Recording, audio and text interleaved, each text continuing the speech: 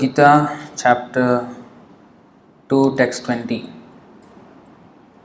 Na jayate mriyate va kadachit na ayam bhutva bhavita va na भूयः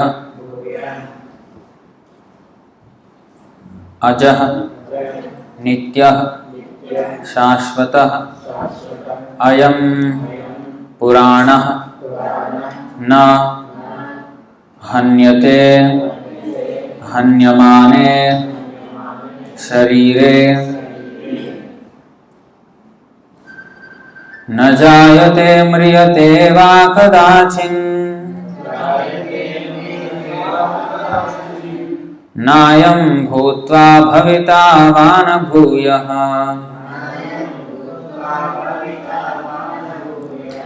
अजो नित्यः शाश्वतोऽयं पुराणो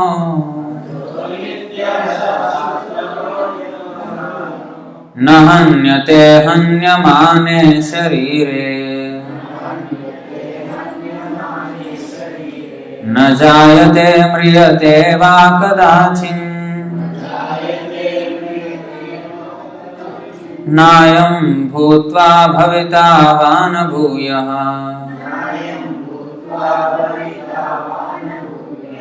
अजो नित्यः शाश्वतोऽयं पुराणो न हन्यते हन्यमाने शरीरे।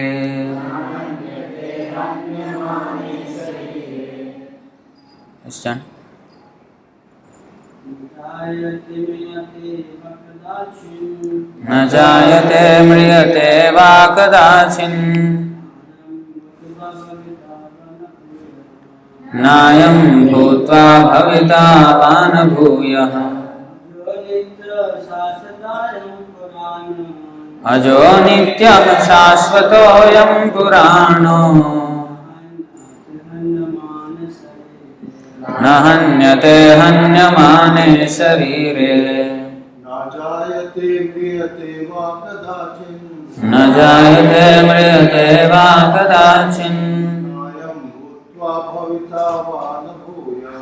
नायं भूत्वा भविता वा न भूयः अजो नित्यः शाश्वतोऽयं पुराणो न हन्यते हन्यमाने शरीरे। माताजी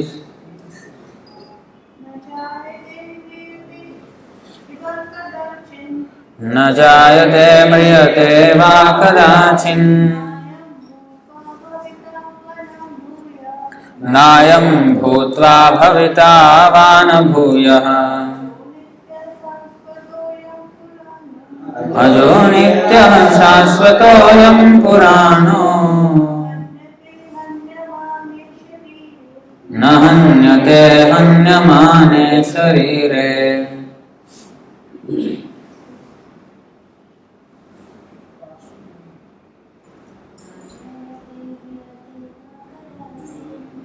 न जायते म्रियते वा कदाचिन् नायं भूत्वा भविता वा न भूयः अजो नित्यः शाश्वतोऽयं पुराणो न हन्यते हन्यमाने शरीरे।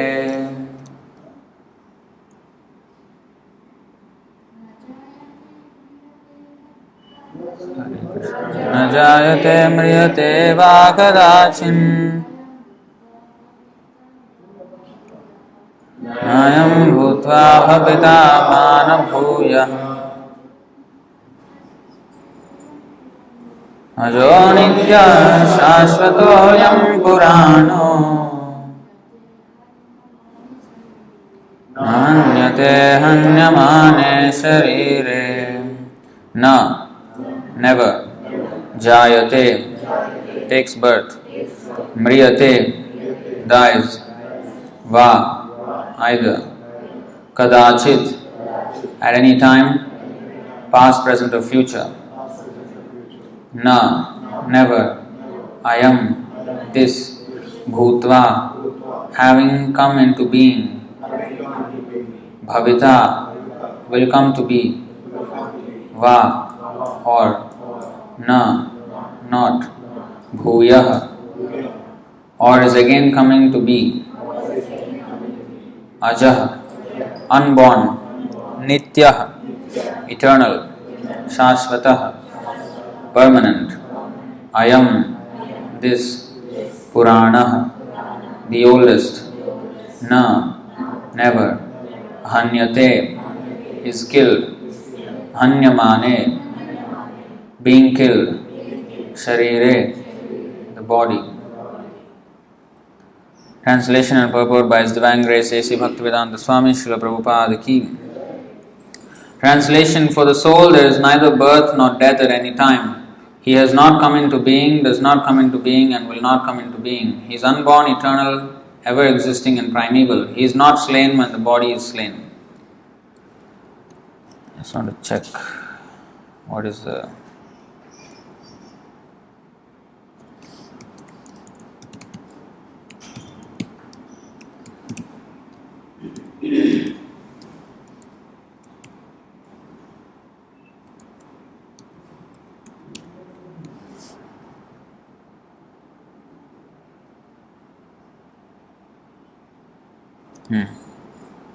So this is the different.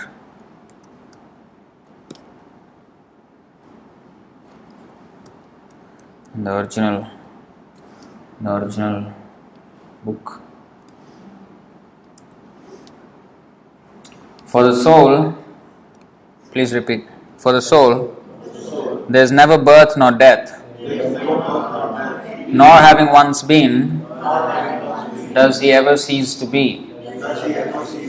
He is unborn, eternal, ever existing, undying, and primeval. He is not slain when the body is slain. I don't know why they have to change. Anyway. Purport. Qualitatively, the small atomic fragmental part of the Supreme Spirit is one with the Supreme. He undergoes no changes like the body. Sometimes the soul is called the steady or kutastha. Too small. I can't do.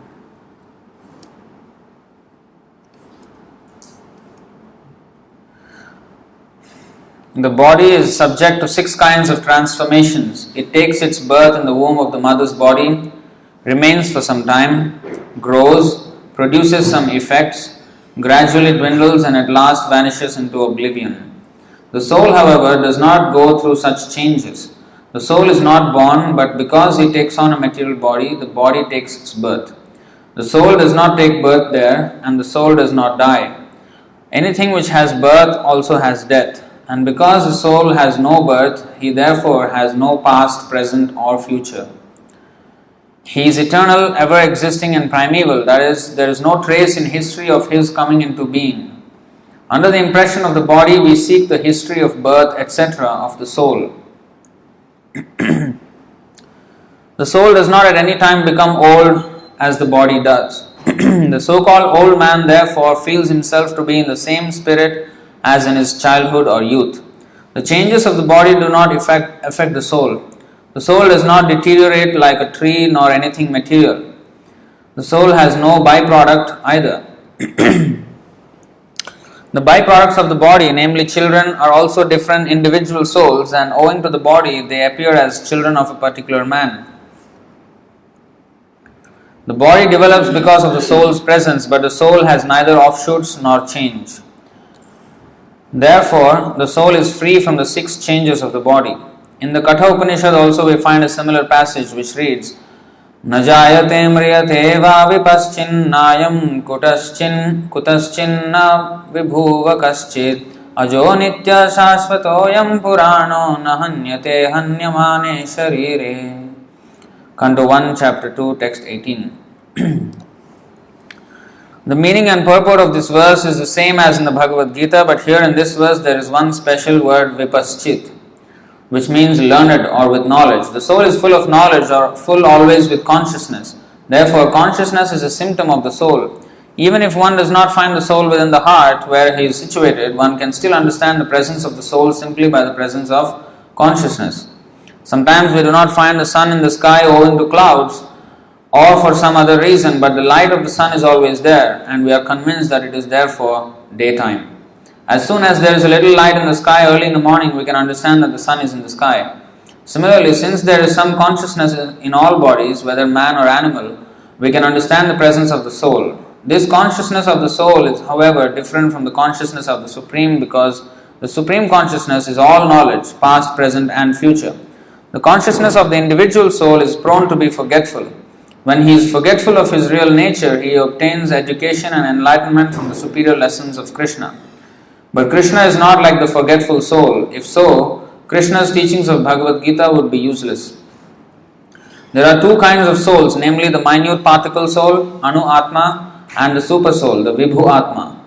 This is also confirmed in the Kathopanishad in this way. Anuraniyan mahato mahiyan atma sajanto nihito guhayam tamakratu pasyati vita shoko dhatu prasadan mahimanam atmanaha. Both the super soul, Paramatma, and the atomic soul, Jivatma, are situated on the same tree of the body within the same heart of the living being, and only one who has become free from all material desires as well as lamentations can, by the grace of the Supreme, understand the glories of the soul. Krishna is the fountainhead of the super soul also, as it will be disclosed in the following chapters, and Arjuna is the atomic soul, forgetful of his real nature. Therefore, he requires to be enlightened by Krishna or by his bona fide representative, the spiritual master.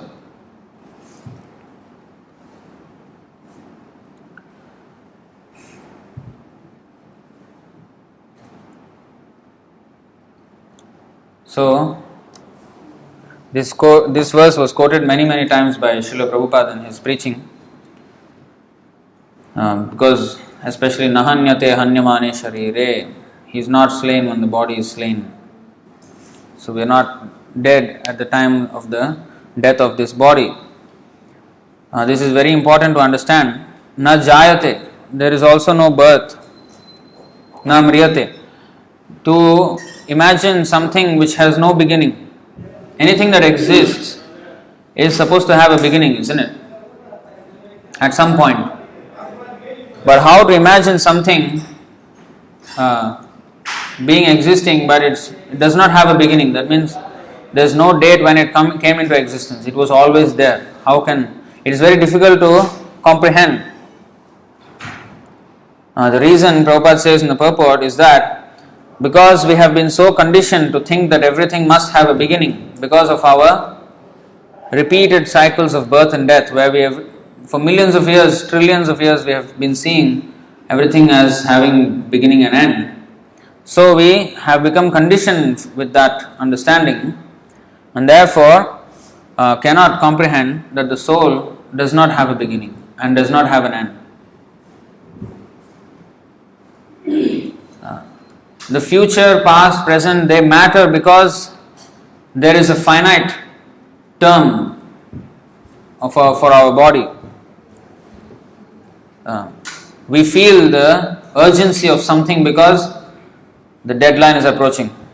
There is an end to everything. So because of that there is an urgency, sense of urgency. Yes, Krishna.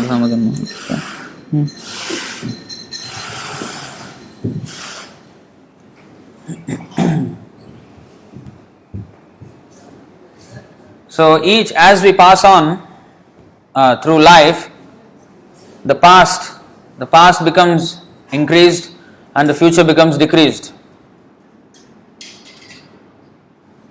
And the present is always at that very moment. In fact, it is at the junction of past and future.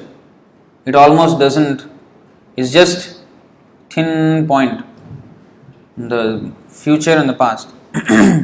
So, this sense of past, present, and future is not there for the spirit soul.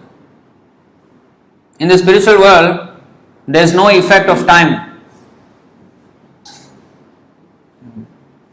There is no past, present, or future.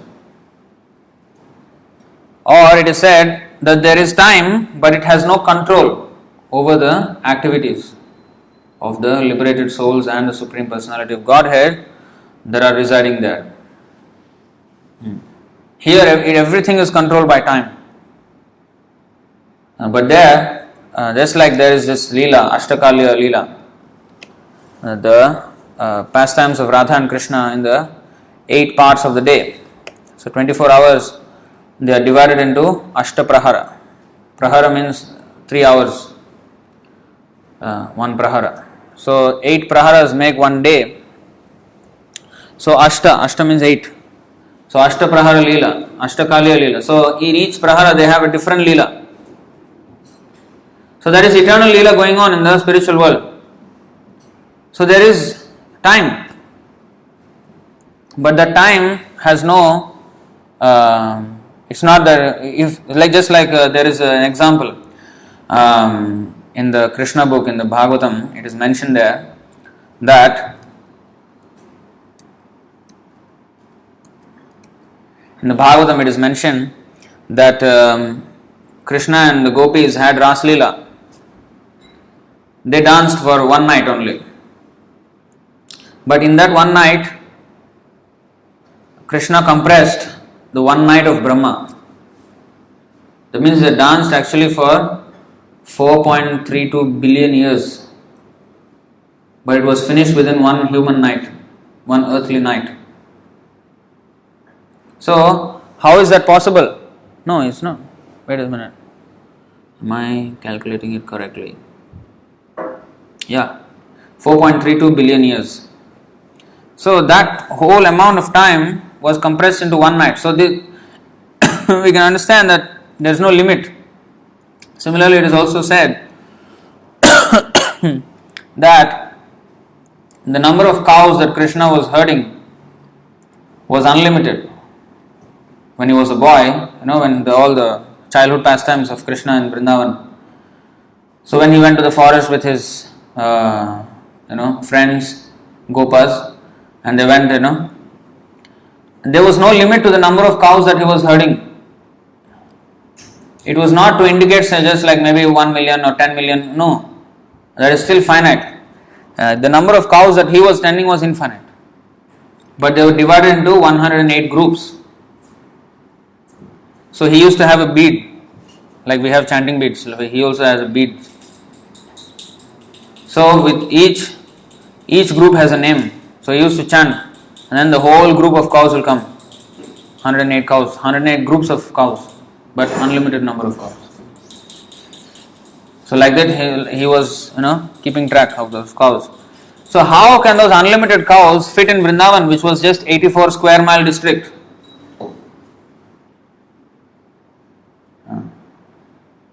So it is impossible. If you calculate materially, even the whole world is not possible to accommodate unlimited cows. Whole universe is also not possible. So how he was accommodating? That means there is no limitations of time, space, all these things for Krishna. Manushanam, what is it? Not Manushanam, what is that? Avajananti mam mudha, manushim tanum ashritam.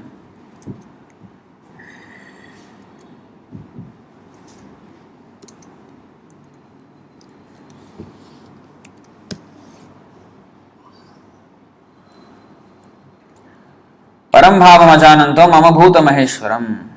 Fools deride me when I descend in the human form. They do not know my transcendental nature as the supreme Lord of all that be.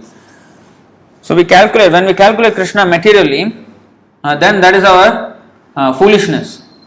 We are trying to accommodate the supreme Lord within the confines of our intelligence or mind. That is our foolishness. So devotees, they do not do this. Achintya khaluye bhava natam sarkena yojayet.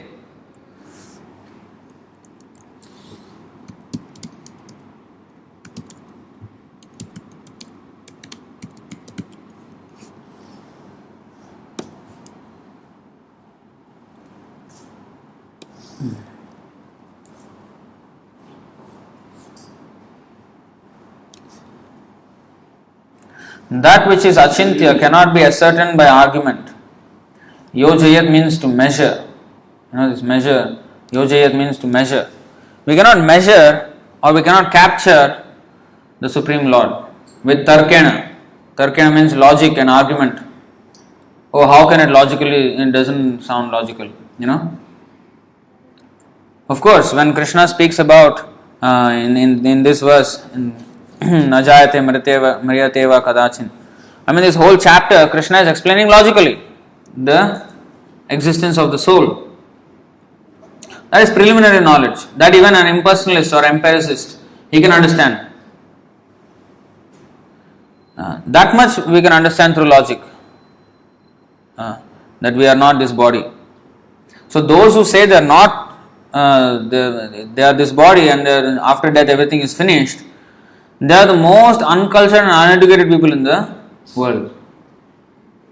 That simple thing also they don't understand. So actually, in the Bhagavad Gita 2nd chapter, Krishna is very logically explaining. But when it comes to the Lord especially, then that is very, very difficult to understand. That's why he is called Adhokshaja. Adhakrita akshaja jnanam iti adhokshaja. Adhokshaja smrita. That means akshaja jnanam. Akshaja jnanam means, aksha means the eyes. Aksha means eyes. And ja means beginning with or starting from. So we have 5 senses, knowledge acquiring senses. So with these sensory perception, we cannot understand the Lord. Adhakrita, he is not subdued, or he subdues all knowledge acquired from these 5 senses. And also akshaja means another thing. The a and ksha are the first and last alphabets of Sanskrit language. So aksha. So by any amount of explanations are done by alphabets, combinations of words, which is like A to Z, aksha. So anything that is existing or emanating from this combination of letters cannot describe. So in other words, adhokshaja means he cannot be measured by any amount. In quality, we are also something like that. We also cannot be measured, but we are on the other side of the spectrum. Anoraniyan, we are anu. That is keshagra shatabhagasya satadha kalpitasya cha. We are 1/10,000th size of the tip of the hair.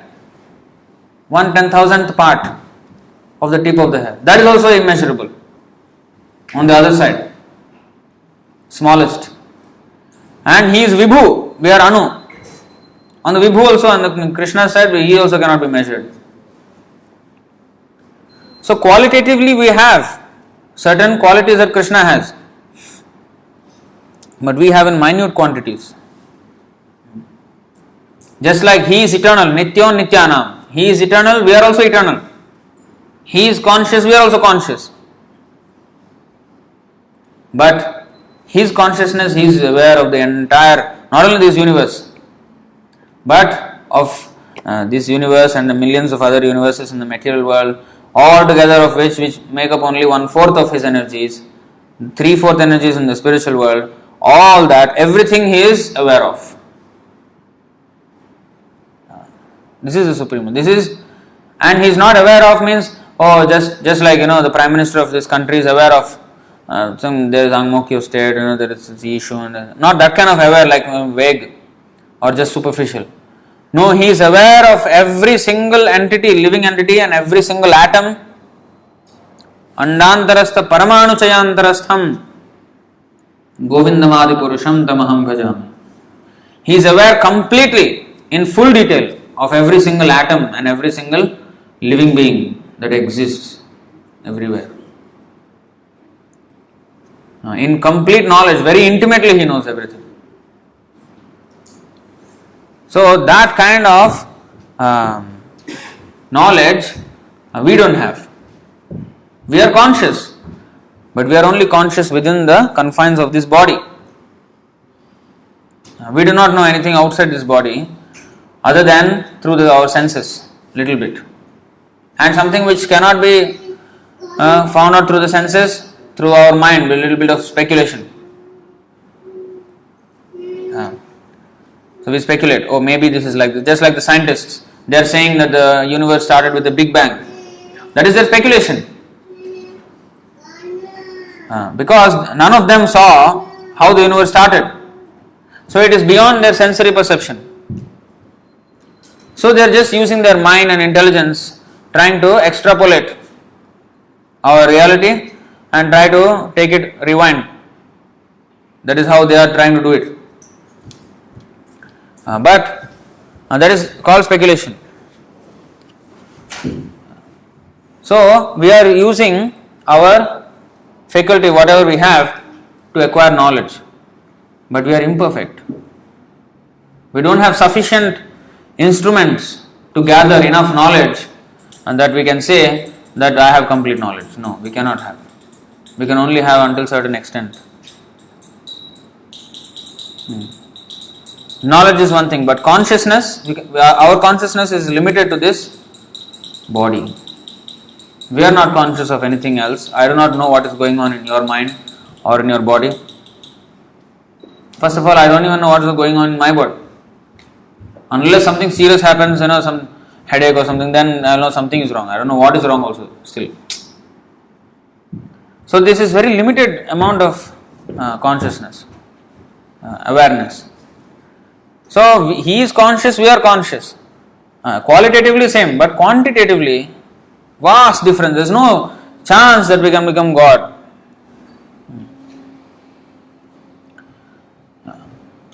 And this verse also thwarts the Mayavadi philosophy, which says we merge into the Supreme Lord after we get liberated. But here it is said, na jayate, never did we actually become fragmented from the Supreme Lord, and never will we join back with the Supreme Lord.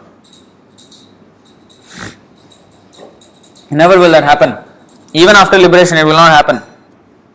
That's why 2:12 also he says, Natvevaham jatunasam natvam neme janadhipa nachayvana bhavishyama sarve vayamatah param. Never was there a time when I did not exist, nor you, nor all these kings, nor in the future shall any of us cease to be. You see? And also here in the 15th chapter,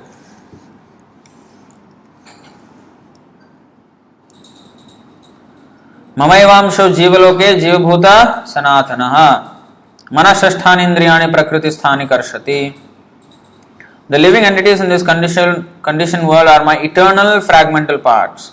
We are fragment of Krishna, but we are eternally a fragment. Not that we will join back again with him. The Mayavadis say, most of so-called Hindus or even especially Hindus, even the big so-called religious leaders, they all are of this philosophy that when we get liberated, we become one with the Lord. Become as good as the Lord or merge into the Lord. Of course, nowadays they are saying even terrible things. They are saying that there is no God and all that. But those who say there is God, they think we become one with Him. And this is not true. So Krishna is very vehemently opposing this idea.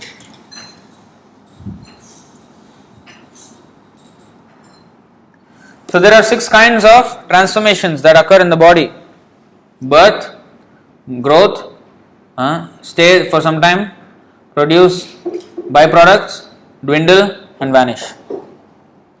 These are the 6 transformations that occur in every body. Why? Yes, Sri Radha.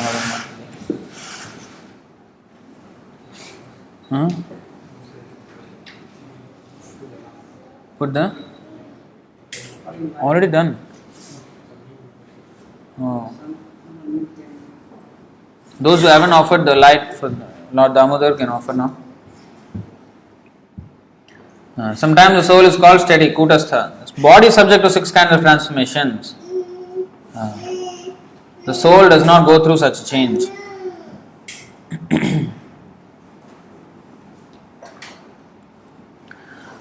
So therefore, Arjuna is asked to transfer his focus, which was deeply embedded in the bodily concept of life, and he is being shown that this is not correct platform you are standing on. Krishna is saying, your whole argument based on bodily concept is misplaced, because although you are speaking so many moral instructions, this, that, in favor of your idea of not fighting this war, you are confused. You are in distress because you haven't addressed the real problem. The whole base of argument is wrong. What he was saying is correct, but he, just like he said, oh, if men die, then the women are there, they will be unprotected, and then there will be unwanted children. So many things he was saying. Oh, how can I kill my superiors who are supposed to be respected?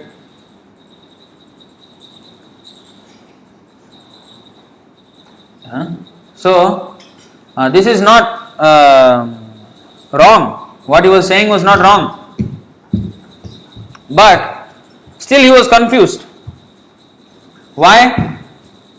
Because he was not, the whole idea, the whole base of it was wrong. It's like in a mathematical problem. In a mathematical problem, if you do the first step wrong in solving a problem, and then that result of that step you take it into the second step and do all right, at the end you will get wrong answer, even though all the steps were right except the first one. And similarly, the arguments of Arjuna are all right, but the first step was wrong. He was thinking he is the body. Therefore, the whole result was wrong. So Krishna is correcting that base from which he is coming. The whole platform was wrong. So therefore, the eternal, this is, we are giving so much importance to this body, which will be finished within a moment, or within a year, or within 10 years, or within 100 years, it will be finished. It will not last. From eternity viewpoint, it is like a flash in time.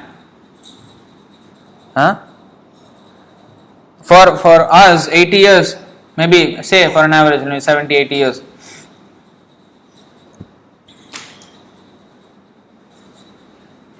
$70-80 years, compared to that, maybe a dog will live for how many, I don't know.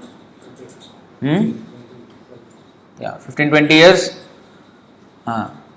That is like very, but for the dog it is like very long life. So similarly, some insects are there which only last one day, they die. For us it's like, so small, so short life. Because our life is wrong. So comparatively, when you put a short line, then you put a shorter line, then this will become long. Comparatively only. But if you put a line which is infinitely long, how big the line is also, it will be short. It will be comparatively very, very short. Anything over infinity is zero. So, it is insignificant. This whole life is insignificant. So therefore, we should not waste all our efforts to this one small lifetime. So therefore, Srimad Bhagavatam says, Jai Sri Sri Radha Mohan ki Jai.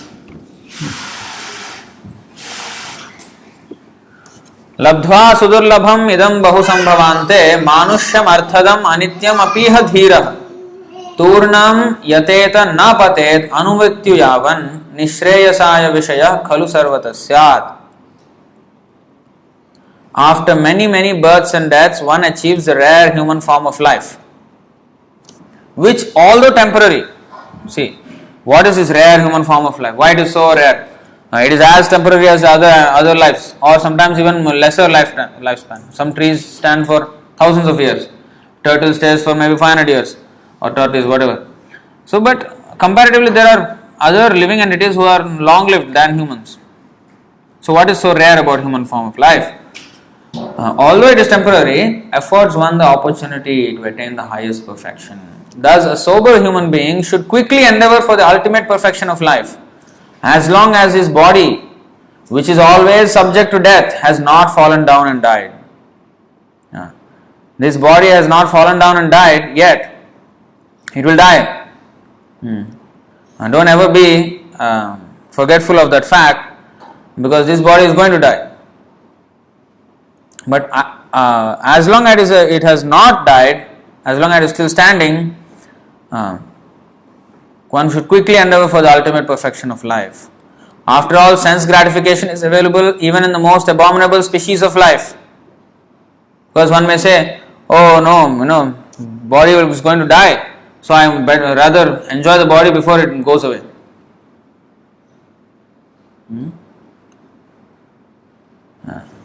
So that is a philosophy actually of materialists. One quote came in the Facebook. The time does not wait for anyone. The moment does not come back. There is no rewind. There is no replay. So as long as you are passing through life, enjoy every moment of it. Such a compromise, such a cheap compromise.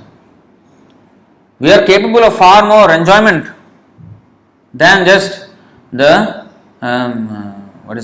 expiring enjoyment of this material life.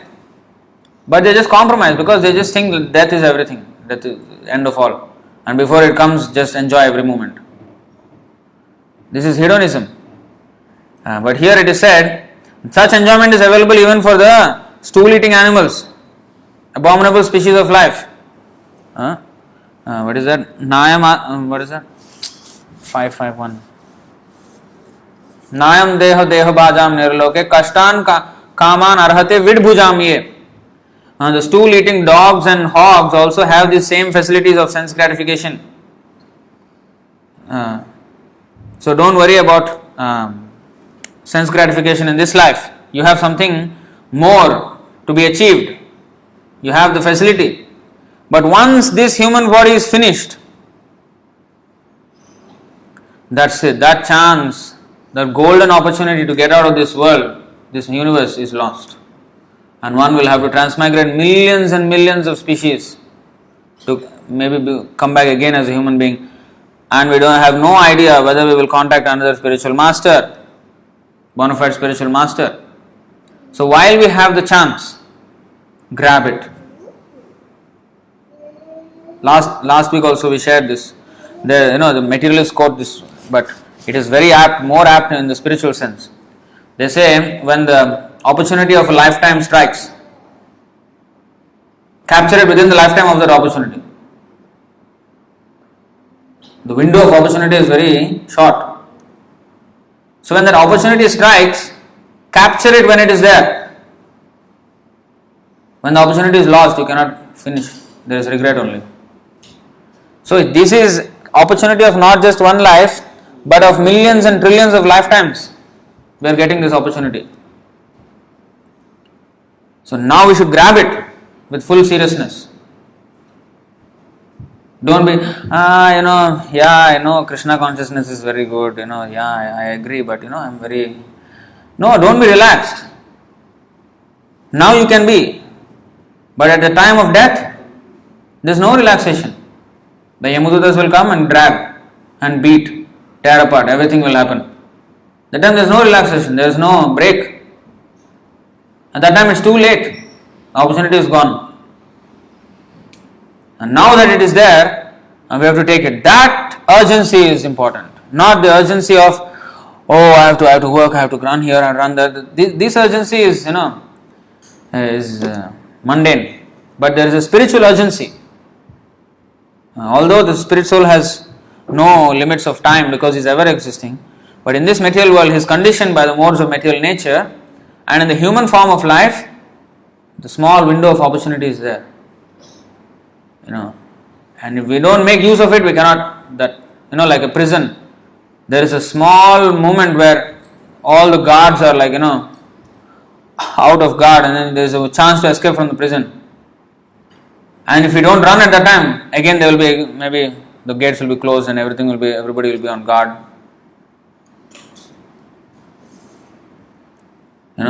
We cannot escape again. So we have to actually escape from this world. Sometimes materialists, they accuse the spiritualists or those who have given up materialistic way of life. They say, "Oh, you are escapist." Yes, we want to escape. Why you want to stay here? Why you want to stay here? We have to escape. That is what we are here for. The whole prison is to come out. Why a person is put in the prison? So that he learns and comes out.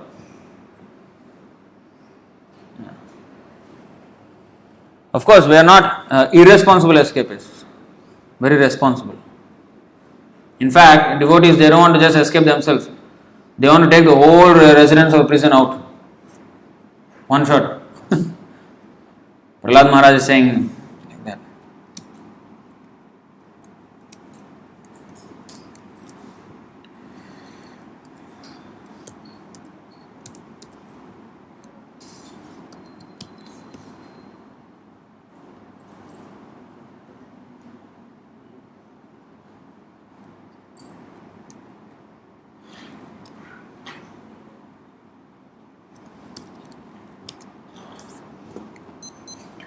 प्रायेण देव मुनयः स्वविमुक्तिकामा मौनं चरन्ति विजनेन परार्थनिष्ठाः नैतान् विहाय कृपणान् विमुमुक्ष एको नान्यं वदस्य शरणं भ्रमतोऽनुपश्ये.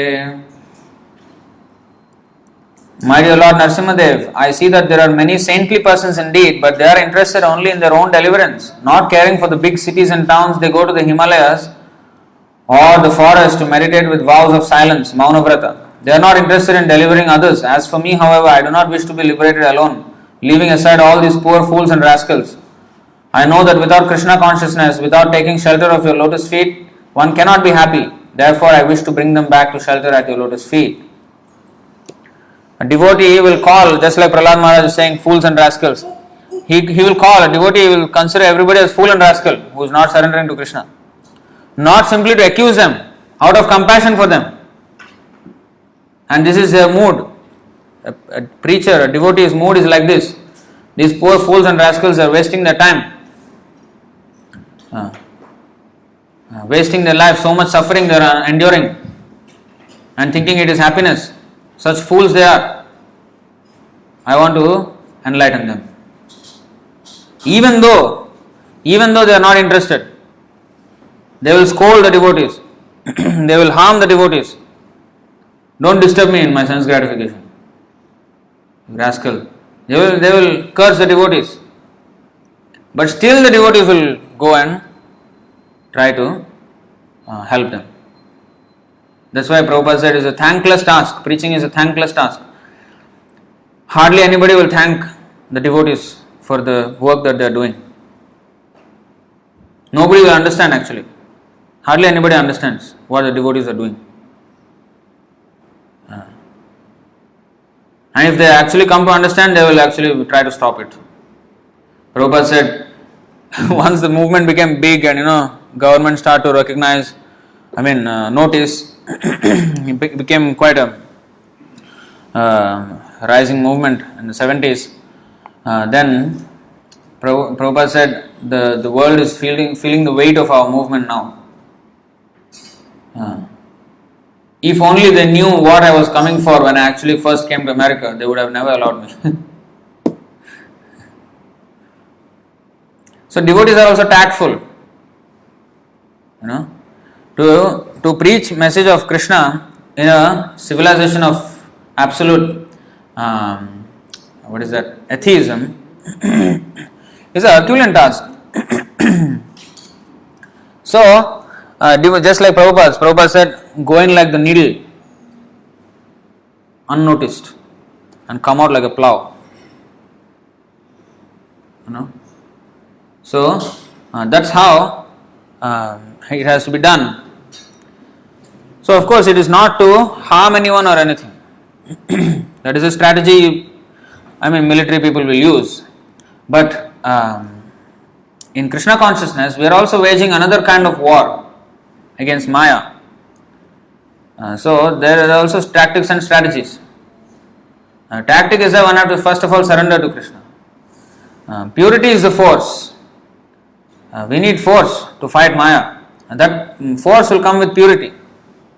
We have to be pure in our sadhana, our practice, strict in our practice. Then we can have the power to not only save ourselves but to also preach. Krishna Shakti Vina Nahitar Pravartan. Of course, Prabhupada is a real preacher here. His books are doing the job.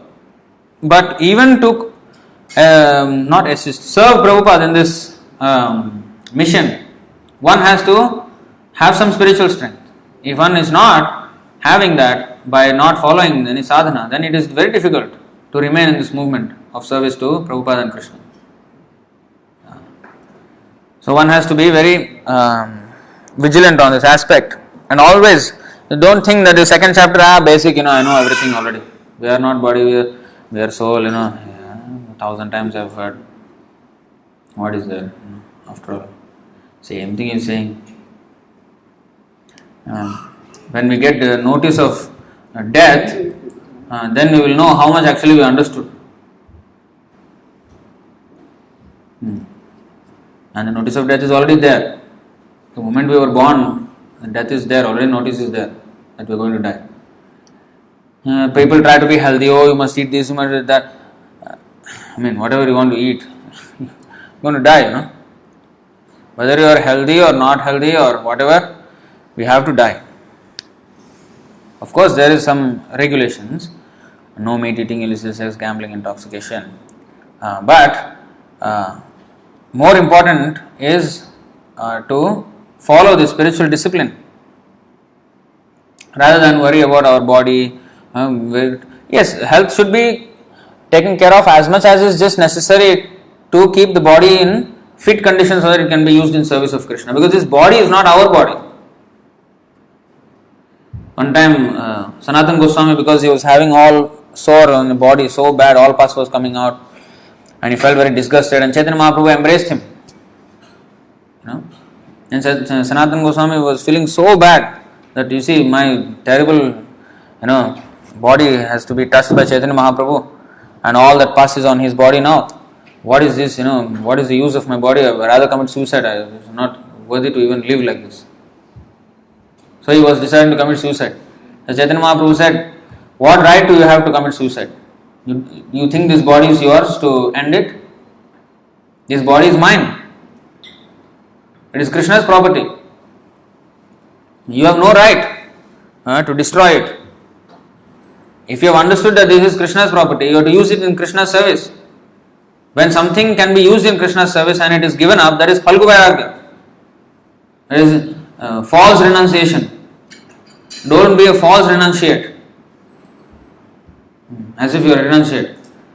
Real renunciation means renounce the idea that this body is yours. Whether you love it or hate it, that is still attachment for the body. Love and hate are two sides of the same thing, attachment. Raga, dvesha.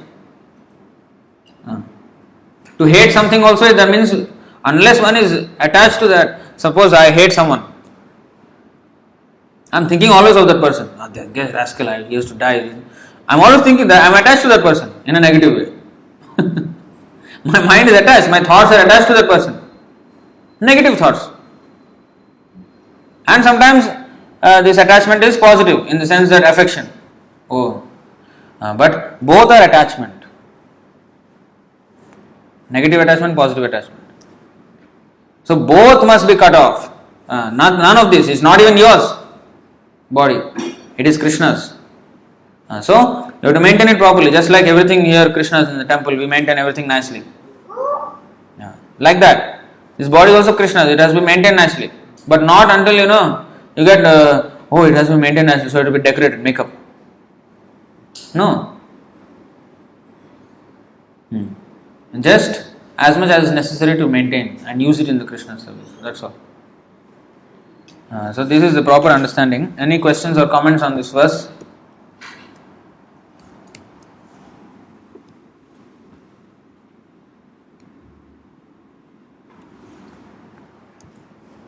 No time for it. Huh? Time. Sorry? Time. What time? Explanation of the time. First is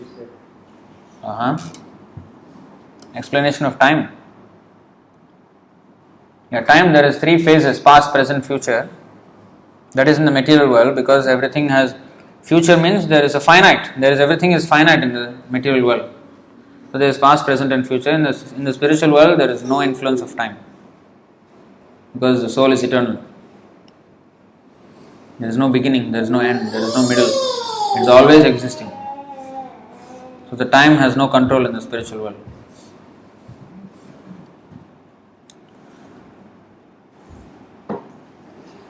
There is a question here.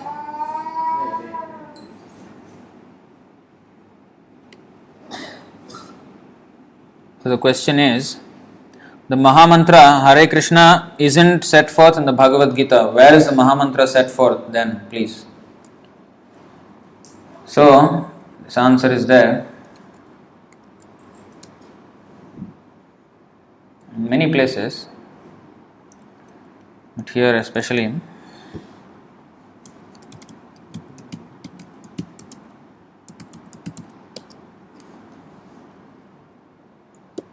इति षोडशकं नाम्नां कलिकल्मषनाशनं नातः परतरोपाय सर्ववेदेषु दृश्यते. हरे कृष्ण कृष्ण कृष्ण हरे हरे, हरे Ram Ram Ram Hare Hare. After searching through all the Vedic literature, one cannot find a method of religion more sublime for this age than the chanting of Hare Krishna. This is from Kalisantarana Upanishad.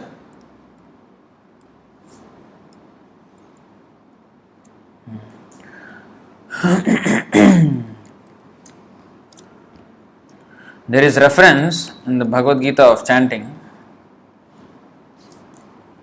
Satatam kirtayanto mam yatantascha dridhavrata. Kirtan means chanting of Krishna's name. Namasyantascha mam bhaktya nitya yukta upasate. Always chanting my glories, endeavoring with great determination, bowing down before me. These great souls perpetually worship me with devotion. So, in Dhruva Maharaj, for example, he chanted the mantra Om Namo Bhagavate Vasudevaya. So according to the yuga, according to the time, place and circumstance, the method is there. So in this Kali Yuga, the Sankirtan Yajna inaugurated by Sri Chaitanya Mahaprabhu is strictly according to the Vedic injunctions. It is not something whimsical. Oh, he created something nice, rhyming, Hare Krishna, so combine some words and make mantra. No. It is authorized in the Vedic literature. Nothing that we are doing is whimsical. That's why Chaitanya Mahaprabhu, if you read Chaitanya Charitamrita, everything that Chaitanya Mahaprabhu, he is God himself.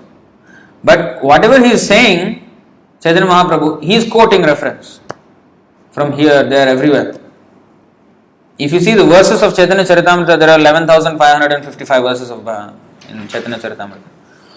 Most of the verses of Bhagavad Gita, Bhagavatam, and these all references. And then he is saying in his own words. And then quoting again. Again, everything is quoting. And that's how it should be presented. Everything must be quoting. We must quote somewhere, not simply say something, go on saying something, without any reference. So it is a very authorized movement. No, it is not something whimsical.